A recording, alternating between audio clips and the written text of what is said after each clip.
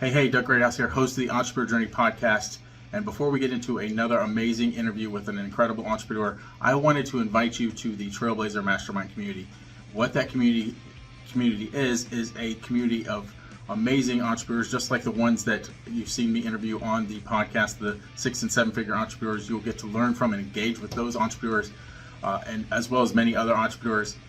We have a weekly networking event in there where you will meet the people that are seeking you and that you are seeking, meaning your next podcast guest, or if you want to be on a podcast, your clients, joint ventures, affiliates. We make those connections happen inside the Trailblazer Mastermind at the Entrepreneur Connect. We also have a monthly mastermind called the Trailblazer Mastermind. It's a feet to the fire style mastermind, meaning the goals that you have set for yourself and your business, you have a mastermind that is going to hold you accountable and help you hit those goals. You also learn what is working inside of other coaching businesses to help them grow. So that's not all. We also have the Sales Site All-in-One marketing platform, which you will get access to as a member of the Trailblazer Mastermind. It has everything that you need to grow your coaching business, from funnels, you can host your website there, social planner, email automation, SMS automation, sales pipeline, everything, literally everything you could possibly need to market and grow your coaching business is inside that platform. So you'll get access to that. There's also contests and giveaways. There's the expert training library, where we have experts. If you want to launch and grow your podcast, if you want to write a bestseller, those experts are going to be inside of the mastermind, and you can learn from them and grow. And in addition, not last but not certainly not least, there's the Raise Your Revenue course, the course by me and my team that we put together to help you hit your 5-figure consistent months in your business and then grow from there. So this is a roadmap to get you to that first 5-figure month, lay the proper foundation, and you can grow from there. So there's so much more. Go check it out. It's at mastermind.salesite.com. All right, we are live on Facebook, and welcome everyone to the Entrepreneur Journey. I am so excited to have Jude Sullivan with me today. Jude is known as the Fitness Pastor, but I'm going to let him tell you a little bit more about that. So without further ado, Jude, give us a little brief description of who you are and what you do. So before I do that, I just want to wish you a happy birthday, my friend. Yes. It just so happened we lined this up on my birthday, and I was working anyway. I'm taking a day off on Friday, so and we celebrated my birthday weeks ago. Went to Wyoming. It was amazing. Always wanted to go there. So yeah. Yeah. So I would have been remiss if I just kind of left that out, knowing that I could do that. So I appreciate hope you have that. a great day anyway. Yeah. So again, my name is Jude Sullivan, the Fitness Pastor. Boy, I wish I was smart enough to think of that name. I'm not. We can get into that a little bit later, perhaps. But my kind of the short form of who I am is I've been in healthcare for 35 plus years, working in the corporate hospital clinical setting, doing a bunch of different things. And, after the pandemic, a lot of things changed for me internally, which kind of really congealed some feelings and some thoughts that I was having about how things were going anyway. And it just became a time for me to step away from the environment that I was in and to kind of go out on my own, so to speak. I am married. I have a wife who's been a serial entrepreneur all her life. And so it's been good to be in and around her world to kind of understand, what it takes, to have the grit to kind of get into entrepreneurship. And so that's kind of what I've been experiencing the last year and a half. Yeah. Wow. We could just on some of the stuff that you said right there, we could go into it. I just had a book title pop into my head. Grit and Gratitude, right? Yeah. It takes a lot of that for entrepreneurs. Yeah. And hopefully you're having gratitude in the midst of all the struggles. Yes. Not 10 years later, it's like, oh yeah, thanks for that. Yes. Yep. I love it. I like to have a little fun at the beginning of these interviews. So I'm going to ask you some rapid fire questions, and they don't always turn out to be rapid fire. Usually I get lengthy answers, and that's all right. Because it just makes it more interesting that way. So kind of off the wall question, the animal you would most like to run into in the wild. Okay, as long as I know I'm safe, right? Yes. I love this question. When I was growing up, at one point, I was considering becoming a veterinarian. So I do have a love for animals. We actually, our family, we'd seem to always find a wounded bird like every other week, it seemed like. So we had wild animals in our house flying around all the time. Nice. Um, but I think a lion would be cool. Mm, I appreciate, the strength of a lion, what it symbolizes, from a faith perspective, but just kind of, I think, from a worldly view, it can be dangerous, but it also has, this idea of being protective, being the overseer of all things. And so I think the lion would be pretty cool. yeah, I think so too. And another thing that I haven't seen in the wild is a whale, right? I'd love to Hey, see a whale in the wild because it's the biggest creature on earth. Um, yeah, and that's the thing for me. I have a funny story real quick before we move on about this animal. So sure. um I love bears, right? And we'd go to Tennessee. I never saw a bear. Anytime I went to Tennessee, everybody, whoever goes there, always talks about seeing bears in the wild. Then we go recently to Wyoming. I'm like, okay, I'm going to see a bear in Wyoming. There I have to.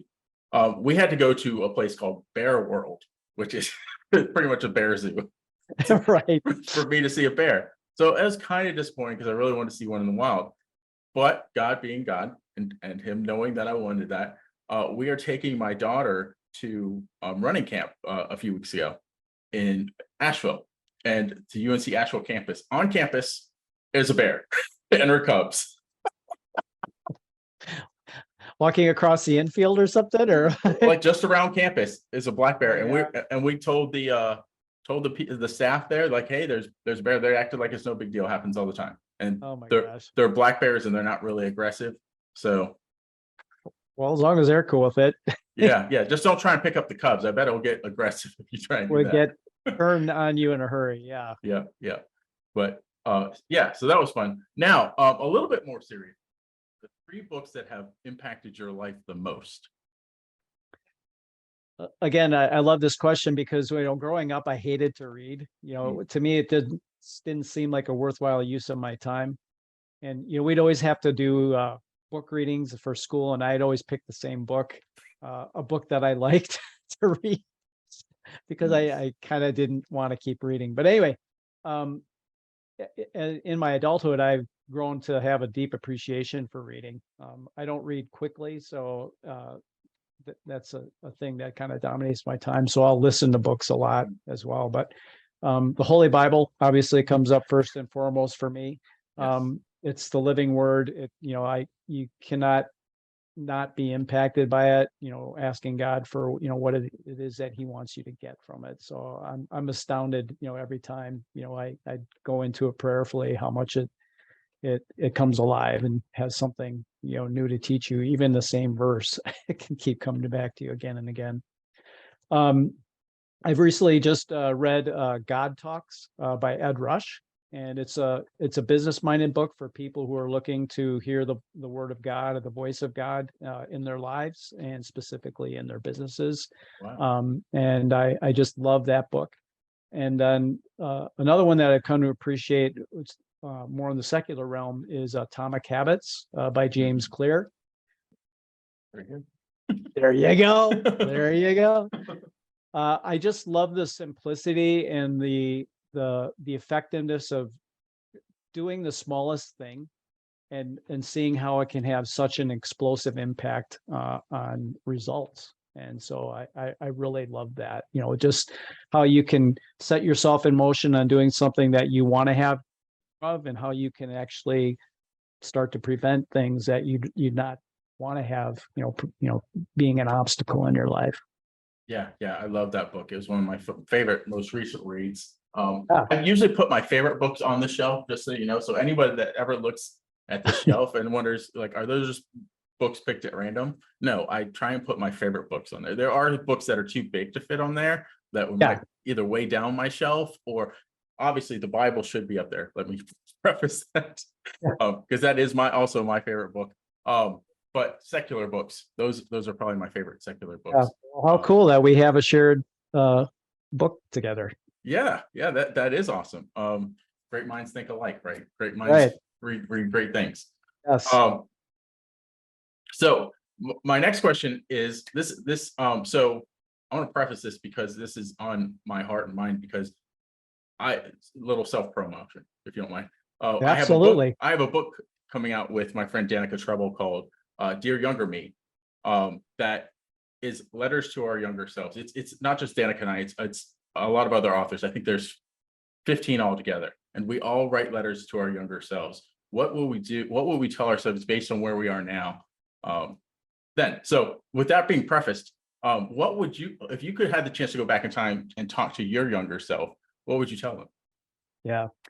And I don't know if you're familiar with that song by Mercy Me, Mm, talking to my younger self, that's a wonderful song.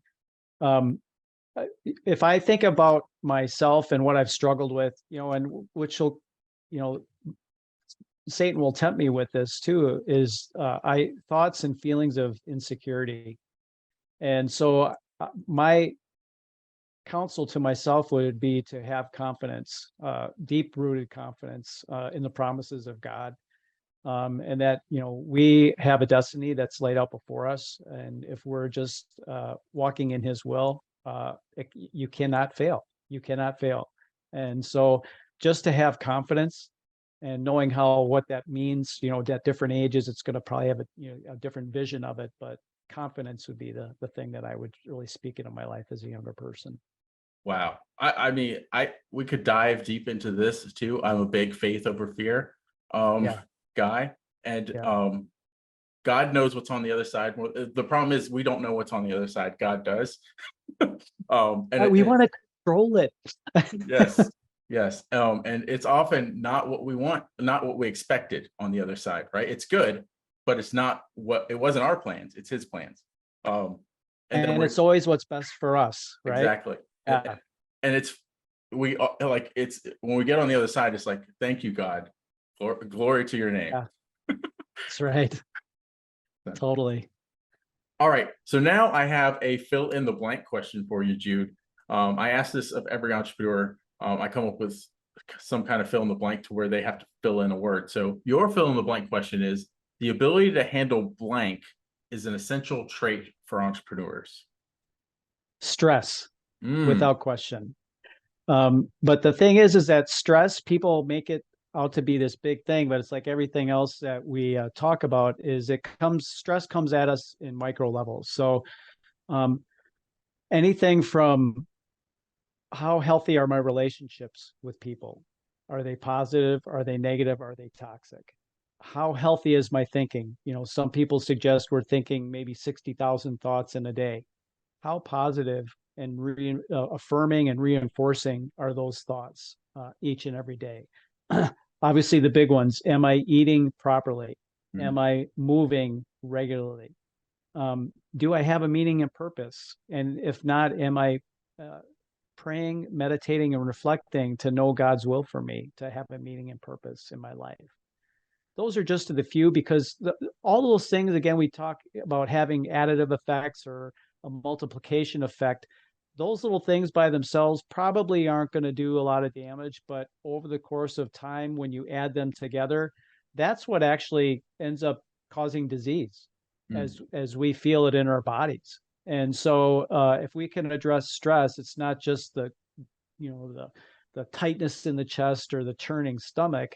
Obviously those are stressful times, but it's more the insidious snake crawling in the weeds type thing that can really do a number on us. So if we can manage and handle our stress, I don't even like the word manage, but handle our stress well, um, we will be great, from an entrepreneurial perspective.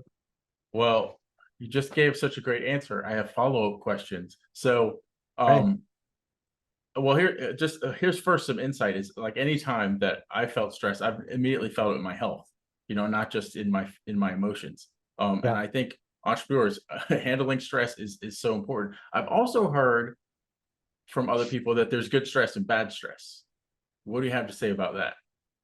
Yeah, I think the term they use is eustress. So trying to quantify stress on a spectrum, from something that might be inert, if that's possible, to a negative side or a positive side with your stress. I don't, how can stress be positive? I just don't get that personally. I think that would be the opposite of stress, would be maybe elation or joy or something like that. And from a Christian's perspective, even when we're in stressful times, I think of Paul being in prison, he experienced joy and he was praising God in the midst of that. So anybody who's professed to be a follower of Jesus, we take it up a notch. We're being transformed into something different. And so not that we ignore stressors, we still have a carnal body. We still have to address these things because those are very real. But in the midst of trying times, we should be having the experience of joy in our hearts. Yeah. Wow. That's such a great answer. And the only thing I want to say about that is I think what's usually referenced with good stress is the kind of goes along with the moniker that pressure creates diamonds, right? That you have to be under pressure in order to come out better on the other side. Yeah, that's totally valid. The feelings, the physical feelings of the pressure, or so to speak, or the rush, the adrenaline rush, that stuff is very real. We feel that physically in our bodies. But again, before we're physical bodies, we're spiritual beings, right? So because of that, our spirit rules our bodies rather than our bodies, dictating what happens to our spirits. And so if we can just kind of get that perspective dialed in, then you're willing to take the pain, so to speak. Yeah. I know exactly what you're there. It's weird, and I think only if you've experienced it can you talk about it. Well, I think I've experienced joy even when I'm in the struggle, right? Yeah. And I think that's just part of being a believer and knowing that your connection is God.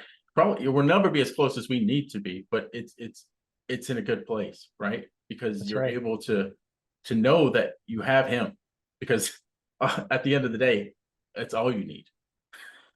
So That's it. That's the yeah, it, man. You just yeah, nailed it. Good yeah. job.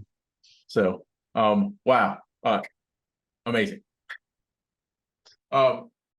Now we've talked a little bit before this interview, but I really don't know a lot about your background and your history. I'm excited to learn more about that. So if you could share your story, like you had talked about your wife being an entrepreneur, and just kind of like your journey into entrepreneurship and all the twists and turns, whatever you'd like to share. Yeah. So thanks for, again, the opportunity. Try not to bore anybody with this, but so again, my background is in health and wellness. I stumbled on it totally. When I was in college, I was floundering. I was lost. I didn't know what I wanted to do.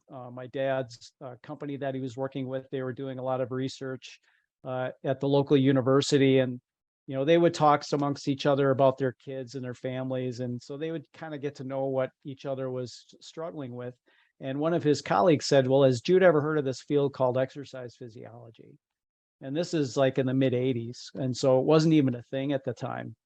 And my dad passed it on to me. I'm like, well, that does sound pretty cool. And so I transferred into the school and I got my undergraduate degree in physical education, but I knew I didn't want to teach PE at school. And so I immediately went into graduate school and got a master's in clinical exercise physiology. So I was working with patients who were really sick or, having some, problems. Maybe they had a heart attack, they had bypass surgery, maybe preparing for a heart transplant or whatever. And while I was doing that, a sports medicine program was developing at the local hospital there. And again, at this time, you see sports medicine, it's kind of everywhere. It's not that uncommon, but at that time there was nothing. Right. And so this was just brand spanking new. And so I decided to want to volunteer. And because, I didn't know what else to do. I didn't have any knowledge or experience.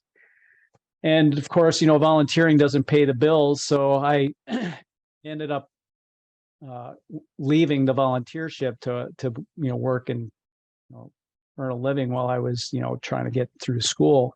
But one of the people saw me when I was going to class. He's like, "Hey, Jude, you need to put your resume in." because we have some job openings. And that was what started me on this 35-year plan, so to speak, which I did not create for myself. So the idea that entrepreneurs create their own plans and then they just march right through it, throw that out the window right now, because that is not my story. I really felt like, everything that's happened to me, I can't say that I've intentionally put the stepping stones in place and just said, this is my path. So I worked in sports medicine. I worked with really ill patients all the way through high level performance, professional athletes, college age athletes, people who are really looking to test themselves. We developed some programs that were looking at body composition assessment that gained some national, international acclaim. We changed policy in every single state in the country as a part of the work that we were doing. It was really fun. It was really gratifying, rewarding. But sports medicine was starting to lose its appeal with me. And my father was becoming sick. He had heart disease and he developed diabetes and then he developed cancer. And I'm just watching him, I'm like, they're not helping him. And so an integrative health program developed, and I decided to start moving into that realm. And so for those who don't know, integrative health is the ability to bring alternative and complementary care process into mainstream medicine. So things like body work and acupuncture and, you name it. And so it's become relatively common now to see integrative health or alternative and complementary care practitioners working in a Western style clinic. But what I found there is that the system kind of binds, exactly how much impact you can have. And again, with the pandemic coming, it kind of ripped the Band-Aid off of things that I was seeing and actually living, experiencing as a clinical provider myself. And I just I still think this is kind of the way, but I just don't think it's working. Even, it's kind of like trying to put a square peg into a round hole. Mm-hmm. And so I decided to hang it up. I didn't have to leave, but I felt like I was being called to leave. And so just like everything else in my life, I was like, okay, let's take this step. I didn't know what I was going into. I didn't plan on doing entrepreneurial work, when I was retiring, but that's kind of where I'm at right now. And so, like I said, I'm grateful because my wife, she had that mindset, she could help, maybe smooth my rough edges, when the mistakes come, and boy, do they come. And just letting yourself, have some grace, as you're working through that process. So I'm like I said, I'm like a year and a half into this part of the journey right now. Nice. I have some questions on there, and some insights, just because my daughter is looking at colleges now, and sports medicine is one of the things that she's interested in. Very good. So, and the fact that my wife has went through some health problems. Yeah. And went through a lot of the traditional medicine things. Yeah. And I remember one of the doctors telling her that she was going to go on a vegetarian diet. She's going to go on a special diet. And they're like, well, good luck with that. It's pretty much what they said. But that diet really, what she did as far as her nutrition, really helped her get better. Yeah. She was a type 1 diabetic. She is now fully healed. She's had a transplant of a pancreas and a kidney. So wow, hallelujah. Yeah. That's awesome. Praising God. Praising God for that. So I have a lot of experience going through the medical field, and things that we liked and things that we didn't like. But just glory to God again in that aspect. There was something else, the rough edges, right? It is so great that you had someone there, because I know from my experience, the journey gives you those rough edges. You fall down, get scraped up. Oh yeah. And get yourself back up, right? But when you have someone there to support you and kind of give you almost something a little softer to bounce off of, right? It still hurts, but it doesn't last as long. Yes. And maybe it's not as hard as what the fall would have been otherwise. Yes. And honestly, good mentors, good leaders will let you fall a little bit, right? There you go. Yeah. Because if they prop you up the whole way, you're not going to learn anything, and you're not going to get as far ahead as you wanted to. So, right. So awesome. I want to dive into your expertise a little bit around healthcare and what you do. So I know you had the remarkable evolution from sports medicine to alternative care approaches. So can you tell me the secret to successfully embracing change and reinventing yourself professionally while staying true to your passion for improving healthcare? I know that's a mouthful. It is, and that's okay. So, well, I'll give you what I think is a simple answer, and then if you want to dive into more, we can. But the thing is that, at least from my experience, is there's easy answers, but it's not always easy execution. And that's where you kind of, the work is simple, but the work is hard. And so sometimes people equate quick or simple as being, well, it should be easy. And that's not always the case. It does take time, and especially with God, he wants to transform you in the midst of what is happening. So you might be dealing with issues because that's what he needs you to do. I cannot, until I've experienced something, I cannot be empathetic to somebody else around me, or my empathy level will be way low, in terms of how I'm working with people. So I just felt like there was too much of, it's kind of like what you just said with your wife. It's like, well, good luck with that. Well, where's the humility in the healthcare provider with their patient? Not only is it arrogance in action, but it absolutely disrespects the patient and what it is that they're going through. And so there's this real tension, and it's more of a domineering provider saying, do this or else, because this is how we do it. It's like, who responds positively to having their back pushed against the wall and saying, do this or else? Right. That doesn't usually end up, with a good outcome. And so I just kind of was looking at this and thinking, there is a better way. I feel like God has brought me through this. Some of our integrative and health, kind of the way I got this fitness pastor moniker was, one of my research subjects came up to me and just said, Jude, you remind me of somebody who, I think you're a fitness pastor. And to me, it was like, it was a God wink saying, I have integrated who I am with what it is I'm doing, but I didn't do it. God brought me to that. And then when I told my wife about it, she's like, the entrepreneur here, she's like, you got to keep that. That's a great name. And I'm like, well, of course, I just never thought of that, I'm not smart enough to think of something like that. But what I think of, with this call sign or brand or whatever you want to call it is, where I excel with people is helping them understand. We talked about the atomic habits idea before, is, figure out what's possible for you right now. People like, and we'll go back to your wife, that's a pretty heavy diagnosis, and you're being told whatever it is. But what we have to know is, if this is where I have to get, and this is where I'm at, what's possible right here to take me into that step? It's kind of the lamp under my feet. All I've got is this one little bit of light to take the next step. So you really have to walk in faith to the next step.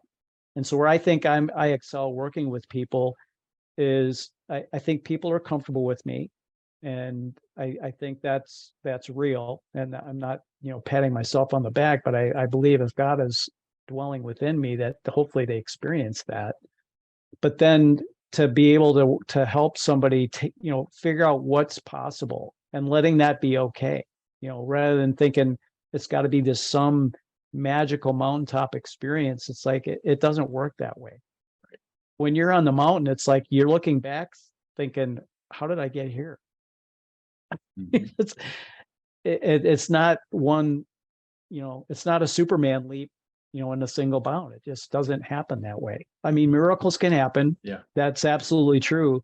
But like I said, God's more interested in transforming who you are into who it is he wants you to be. And so we have to ask ourselves, what's possible to take me to that next step? Yeah. I think I excel at helping people do that.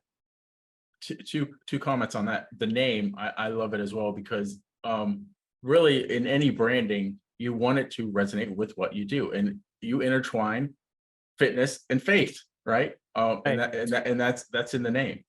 So that's amazing. And I've had someone else tell me that really all you have to do is make one right decision at a time, right, to move forward.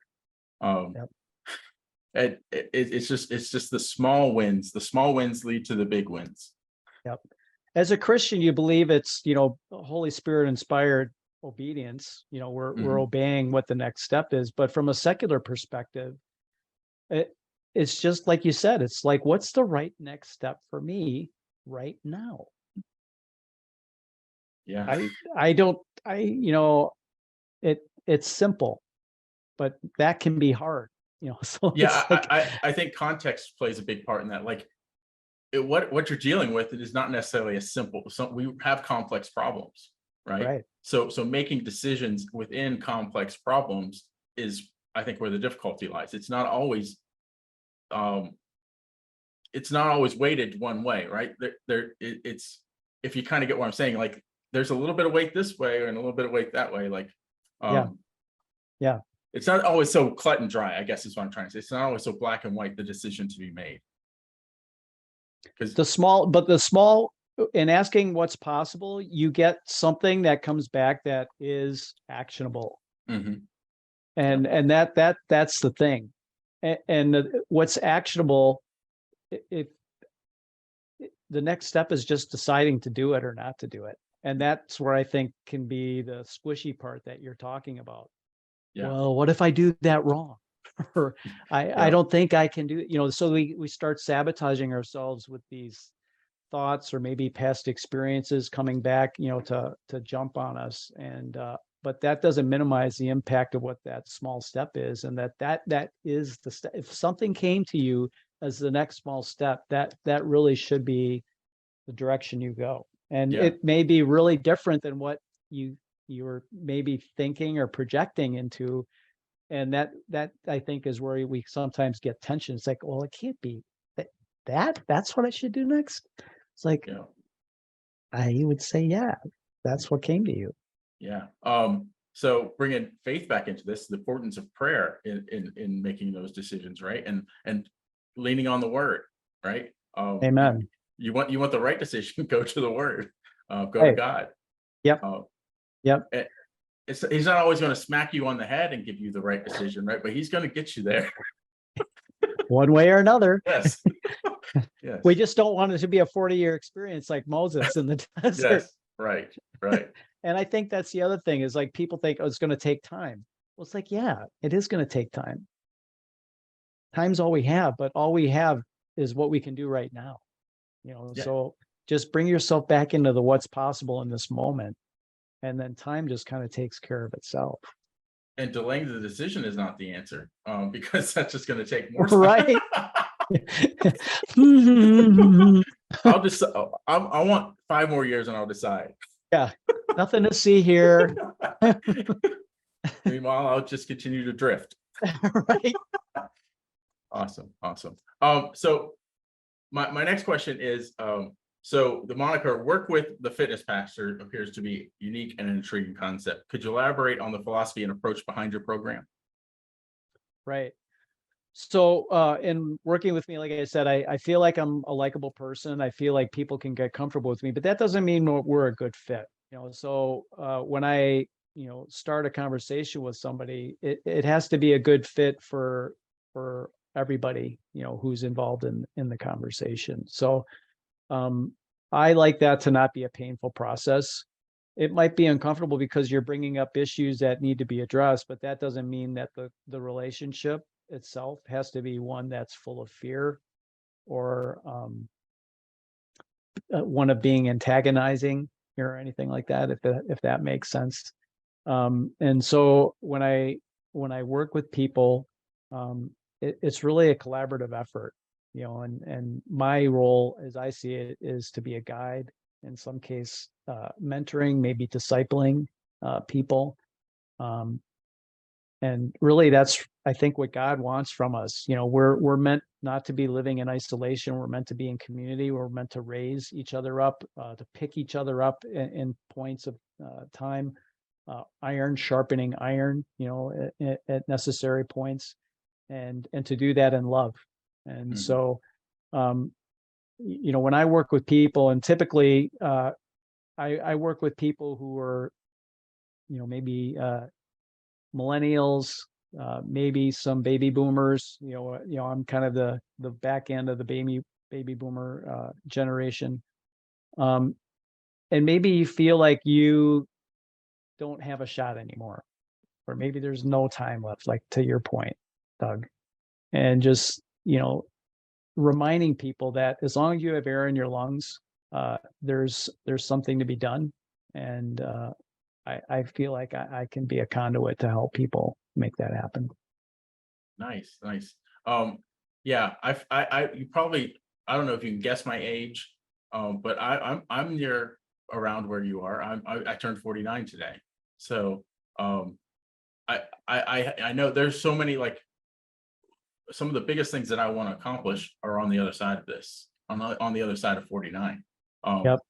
But there's been a time when I'm like, am I running out of time? Right. Yep. But no, I have to keep reminding myself there's plenty of air still in my lungs. I'm a pretty healthy guy. So yeah, thanks for that.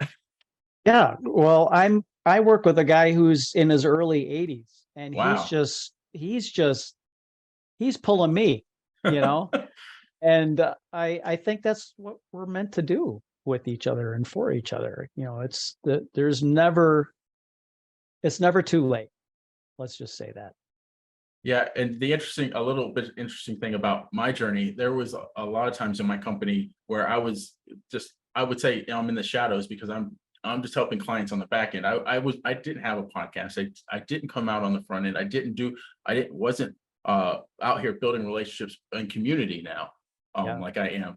But God, I'm so grateful for God for giving me that, because I have had more opportunities to share His love and the gospel than I ever have. So I know that it's all for His glory, and that's why He's put me in this place and made me like who I felt was a former introvert, really realizing he's an extrovert. Yeah. And that he gets energy from helping others and from building relationships with others. I don't know if there's been a time God has helped me feel more fulfilled than I have in probably any time in my life.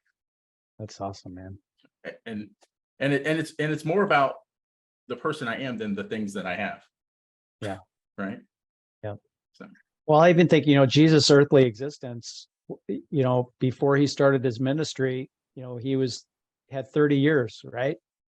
And even right before that, he went and fasted and prayed for 40 days. So there is this preparation that comes about by communing with God the Father, and so I don't think that's something that we can escape, and it's definitely not something we should escape. And I think kind of the problem, if I want to use that term, to our cultural existence, what's the way society works right now, is life is full of distractions, right? And so it's easy to fall prey to things that can keep us from being in that relationship, to understand what God's will is and what His will is for us specifically, and the necessary preparation that is required, before you get launched.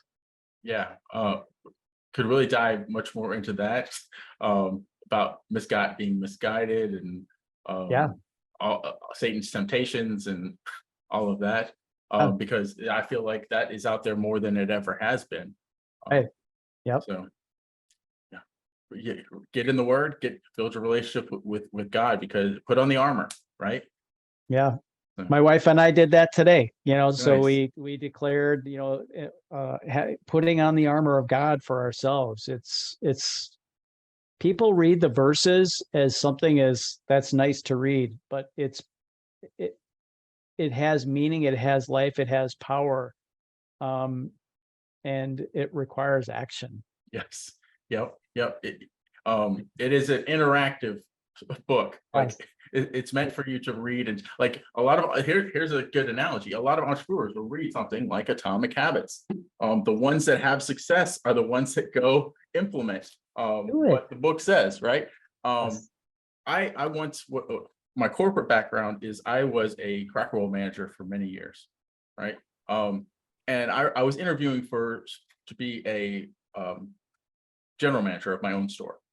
And then I looked at my general manager's life and his life, and they were not anything that I wanted. But beside the point, when I was interviewing, I used to tout how many management and leadership books that I read. Yeah. And they're like, the guy that was interviewing, he says, I don't care how many books you read. How much have you implemented from the books that you read? I'd rather have you read one book and implemented it all than read 10 books and implement none of it. Boy, it's what that reminds me of is I'm not. It's attributed to Bruce Lee, but I'm not sure if he's the one who actually said it. But he's like, I fear the man who's practiced one technique 10,000 times than the one man who's practiced one or 10,000 things one time. Mm-hmm. Yep. So you can go wide, the jack of all trades, master of none type idea, or you can go deep, with whatever it is you're gifted with, and just bless the crap out of everybody. Yeah. So for the tip for entrepreneurs is read your Bible, implement that. But any books that you like, don't go for volume of books to read. Go for what's going to help you get to where you want to go and implement that book. Don't worry about how many books you have to read. Read the book that's going to get you to where you want to go, and then do that, and then go on to the next book. Yeah. Self-study is important, but sometimes we get caught up in the idea that, well, I've been studying and that's a part of my day, so to speak. It's like, well, that shouldn't be a big part of the day. You should really be impacting other people's lives first, and then this other stuff, like you said, make it happen. Take action with what you've learned. Yeah. We kind of got off the road of the questions that I was asking. I kind of want to divert back into those because I want to know how you help people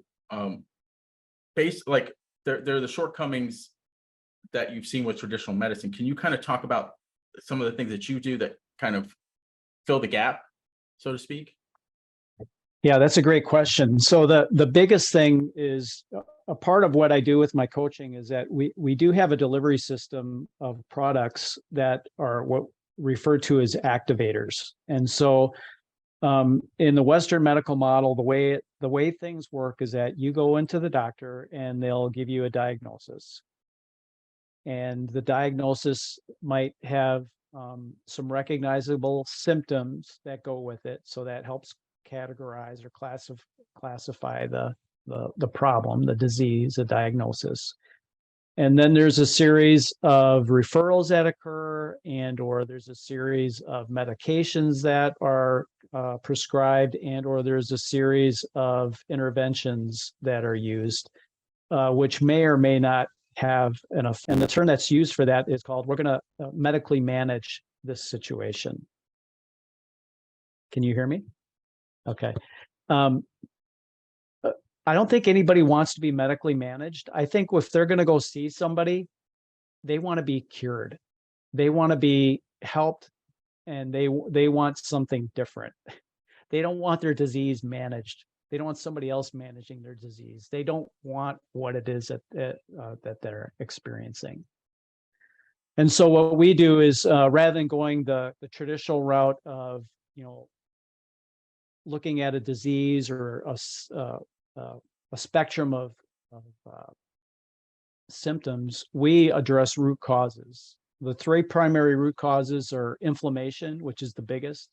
So oxidative stress, which is caused by free radical damage of our cells, is a root cause of hundreds of different diseases, many common disease names that most people hear. the mitochondria, which is like the engine in your car. Each of our cells has hundreds or thousands of these mitochondria. If they're compromised, they lead to another series of problems. And then a problem with what are called sirtuins in our cell, which help with the garbage collection system of the cell. And so if that isn't working properly, the garbage builds up and it gets replicated into next generation of cells, and that becomes a problem. So we help people figure out a way to create activation for themselves to address root causes and hopefully address problems that they're having with low energy, discomfort, pain, things of that nature. So my next question is, how do you make a difference in people's lives and transform their approach to health and well-being? So again, this sounds like it's going to become a circular conversation, but when we had issues, whatever the problem is, Satan wants to make light of the small things and make them big things. So mountains out of molehills. That's not to say we don't have problems that are real, because that's not fact. We have very real problems. We deal with them all the time, many times a day, in fact. What I believe I help people do is to help them see what is the next step I need to take right now, and not get overwhelmed by the big picture. Confucius says the journey of 1,000 miles is to take the first step. Some people say, how do you eat an elephant? One bite at a time. It's the same concept, but the way the words that I use, the language that I use is what's possible. So I'm not telling you what the next small step is. I'm not saying there's a small step. You see it? That's what you have to do. In asking the question, what's possible, it brings a person into themselves to reflect and listen so that they are in tune with what the next step is that's given to them, because it will be given to them. And then, but like we talked about before, then you got to do it. Yeah. But it's the next small step. And so if you can, sometimes people get so they can't see the forest through the trees, right? And so it's like, well, I'm not going to tell you which tree to step toward. You're going to be the one, but it's like, what is the next tree you want to walk toward? And then just listening for what it is that you are required to do. And we can get so paralyzed, paralysis through analysis. Just seeing that next little thing is sometimes the thing that just kind of launches you. It's like the atomic habits thing. It's that one little thing. It's just that little thing. Tony Robbins talks about 1%. What does a 1% shift difference do for you? Well, 1% today doesn't look like anything. A year from now, it's massive. But all we care about is the 1% right now. You won't even feel it, maybe. But that's the next thing. And I help people do that. Yeah, that's awesome. Consistency. And it's what's the word? It just builds on itself, right? If you keep doing the right things in the right direction, it's just going to build. Yeah. It's an additive process, but it becomes a process of multiplication, and then it can go geometrically. And so, yeah, but it has to start with that one small thing, to get that glide to go. Yep. So be faithful in the small things, right? How about that? Well, I think people were punished for not doing that. Yes. Yep. Yeah, very much so. So thank you so much, Jude. This has been insightful. I've learned a lot about you. I learned a lot about what you do, and I think I've made a new friend. We've talked a little bit before this, but we align on so many things, and I love what you do, and I love how you help people. Speaking of how you help people, how can people find out more about you? What do you have to offer them? Yeah. So if nothing else, I offer friendship. And all people have to do is reach out to my email. It's very simple. It's the number 44, heyjude@gmail.com. in the subject heading, if you put work with the fitness pastor, and then just maybe a sentence or two about what it is that you want to talk about, and then we kind of see where things go from there. So, um, again, I just try to keep it simple. Nice. So, You know, are you all right with me, so putting a link to your email, in the description or the show notes so that people can reach out to you? absolutely. I All right. appreciate that, Doug. Thank you very much. All right, awesome. We will do that. One way that I like to close every show is kind of put the guest on the spot for any wise words that they have to pass on to other entrepreneurs. Just whatever comes to mind. Oh, wisdom. Well, I don't think we're as wise as we think we are. You know, we need God's wisdoms first. And so if people look at me as being wise, I really that genuinely feel humbled by that. What I would say is, again, I just go back to this idea that if you're born, you have a purpose, and it's up to us to find what that purpose is. But our life's journey is not meant to find our purpose. What we need to do is to communicate with God, who will reveal what that purpose is for us. But He won't do it in massive, big steps. He'll micro step you through that process because He wants to transform you because He loves you. And so that can be a trying experience, but when He's pruning the vine, so to speak, it's out of love, and you will be a better person because of it. Yeah.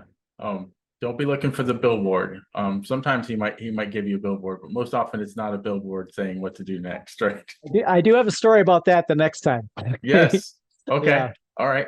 Well, now, viewers, you and listeners, you are going to be in suspense because now I have to bring Jude back on to There hear you this go. story, or at least do a live or something, in a group or on my page, just so we can get down to that story. So, There you go. until next time, viewers and listeners, entrepreneurs, keep moving forward.